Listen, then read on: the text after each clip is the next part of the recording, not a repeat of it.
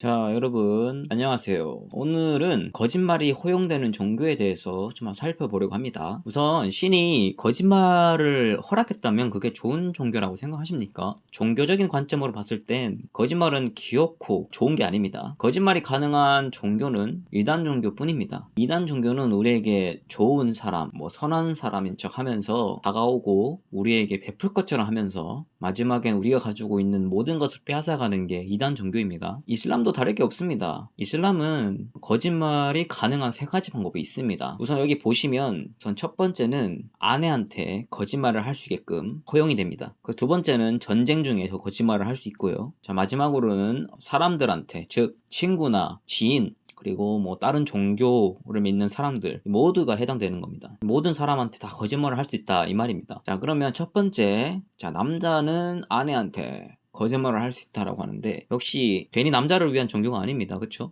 여자는 남편한테 거짓말을 할 수 없지만 남편은 자기 아내한테 거짓말을 할 수 있다 이 말이겠죠. 여기에 관련된 자료를 한번 보여드리겠습니다. 이 사이트는 이슬람 관련된 질문을 하는 사이트입니다. 그렇다는 것은 이슬람 사람들이 이슬람 종교에 관련된 질문을 해서 거기에 있는 이제 학자들이나 이슬람을 깨트고 있는 사람들이 이제 답변을 해주는 거겠죠. 2007년에 질문한 내용이 있습니다. 자, 이 내용이 뭐냐면, 우선 첫 번째 이제 질문이, 자, 남편이 비밀리에 두 번째 아내와 결혼하는 게 가능하냐? 나를 속이고 나한테 두 번째 아내가 없다, 난 결혼하지 않았다 라고 해놓고, 근데 알고 보니 결혼을 했다, 첫 번째 아내한테 거짓말을 했다고 합니다. 그리고 뭐라고 했냐, 나는 두 번째 아내와 결혼하지 않았다 라고 합니다. 그게 가능하냐? 라는 질문이에요. 나머지는 자기가 이제 어떻게 살아왔는지 그 배경을 이제 얘기를 하는 건데, 그래서 이슬람 사이트에서 물어봅니다. 저는 개종한 지 20년 됐고 남편과 살면서 6명 아이들을 낳고 살고 있었습니다. 그런데 남편이 저한테 거짓말하고 다른 두 번째 아내와 결혼을 한 겁니다. 하지만 지금 물어봐도 남편은 아니다, 난 두 번째 아내와 결혼하지 않았다 라고 거짓말을 하는데, 이 거짓말이 허용이 되냐? 그렇게 물어본 겁니다. 대충. 자, 그러면 거기 답변이 뭐냐? 자, 우리는 너네 남편한테 결혼에 관련된 이야기를 하지 않는 게 좋을 것이다. 어이가 없지 않습니까?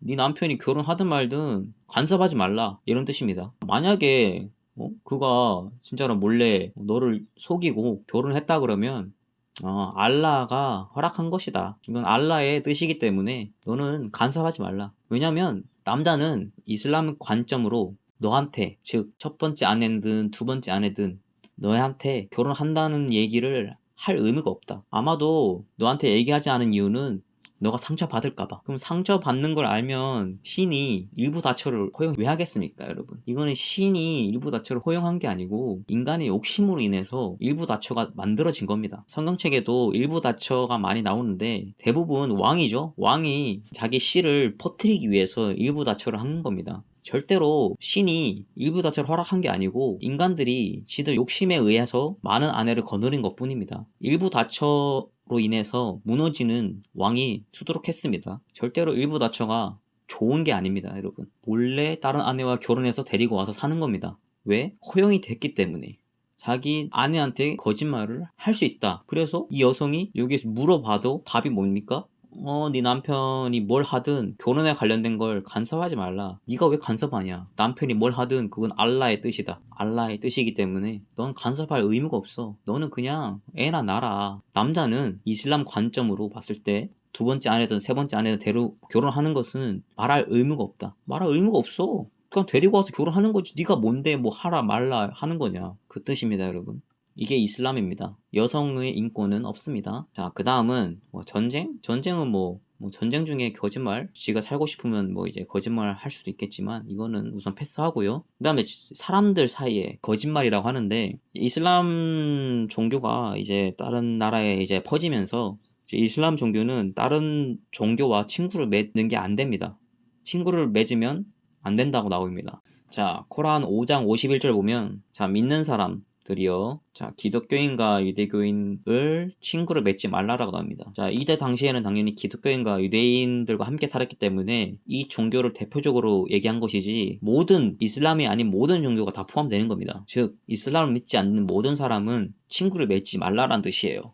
그런데 왜 이슬람 사람들은 우리한테 다가오면서 우리는 친구다 이 지랄병 하는 이유가 뭔지 아십니까? 그거를 보여드리겠습니다. 여기서 이제 어떤 게 나오냐면 이슬람을 믿지 않는 사람들을 친근하게 대하라. 하지만 너의 마음은 뭐라고 나와 있습니까? dislike죠. dislike. 친근하게 대하는 척인 겁니다. 친근하게 대하는 척. 겉으로는 친근하게 대하면서 속은 이 새끼를 언젠가 난 죽일 거다. 내가 언젠가 세력이 퍼지면 너네 목 다 딸 거야. 이런 겁니다. 이제 프랑스에서 일어나는 일이 뭐냐면 다 이런 겁니다. 다 거짓말 하는 겁니다. 우리한테. 다 친근하게 대하는 척 하면서 속으로는 언젠가 우리를 죽이려고 기다리는 중입니다. 언젠가는 우리의 목이 잘려 나갈 것입니다. 겉으로는 친한 척 하면서 속으로는 우리를 언젠가는 죽일 생각을 하고 있는 게 이슬람의 현실입니다. 아시겠죠? 믿지 않는 자와 친구를 맺을 수 없는 게 이슬람입니다. 하지만 거짓말로 우리에게 다가와서 친구인 척은 할 수 있겠죠. 왜? 거짓말을 허용했기 때문에. 정말로 무섭습니다, 여러분. 이슬람 종교는 정말 무서운 종교고 얘네들은 속은 그 누구도 모릅니다. 겉으로는 웃으면서 다가올지라도 뒤에서 칼을 들고 있을 수도 있습니다. 정말 우리 대한민국에는 이슬람의 종교가 확산되면 안 됩니다. 확산되는 순간 우리 대한민국은 절대로 안전한 나라가 될 수가 없어요. 그냥 대놓고 길거리에서 그냥 죽이는 겁니다, 여러분. 프랑스니까 현장에서 총으로 쏴서 죽였겠지만 대한민국은 그렇게 안 합니다. 그냥 개죽음 당하는 거예요. 그렇다고 해서 그 범죄자 그냥 감옥 가면 그만입니다. 그렇다고 사형 선고 내립니까? 우리 세금으로 먹여주고 재워주는 역할밖에 안 하는 겁니다, 여러분. 여러분 시청해주셔서 감사하고요. 다음에는 더 괜찮은 영상으로 찾아뵙겠습니다. 감사합니다.